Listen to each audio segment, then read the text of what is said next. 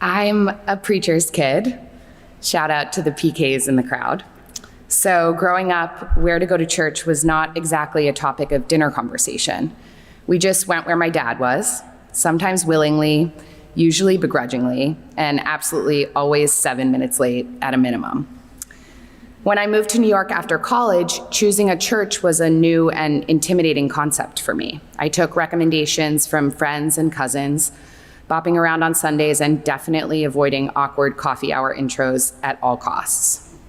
It was strange to feel disconnected from a thing that had felt so integral to my life as a child. But I figured the transience of New York was to blame, and I'd find my church if ever I left the city.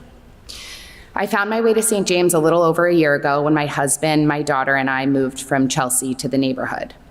I'll admit that once again, my dad had something to do with it, but he doesn't have quite as much pull now as he did 20 years ago. And what's kept us here has nothing to do with him, really. No offense, Dad. What's kept us here is the overwhelming welcome we felt since the very first time we stepped foot inside. We've been totally embraced, and our daughter has been celebrated and encouraged, even when she screams through the entire sermon, by every staff member, longtime parishioner, and fellow toddler parent bribing their kids with those to-die-for chocolate chip cookies. It's all of those things and so much more. Miss Vicky's commitment to all the little people, the amazing meals the kitchen churns out, thoughtful programs like Sacred Ground that led my family to give to St. James. The Stewardship Committee might cringe as I say this, but giving to church is also a pretty new concept to me. I'd never pledged or tithed a penny before finding St. James, but when I thought about all the other places we so easily give our dollar on a daily basis, can't leave home without dishing out in this city, it quickly became a no-brainer.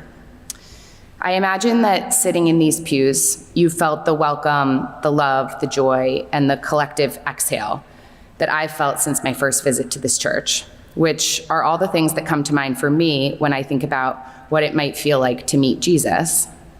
And if you haven't, I really hope that you stick around until you do. Ultimately, all of that is just generosity extended to me and you. So I'm committing to extending some of that back to St. James, and I hope you'll join me.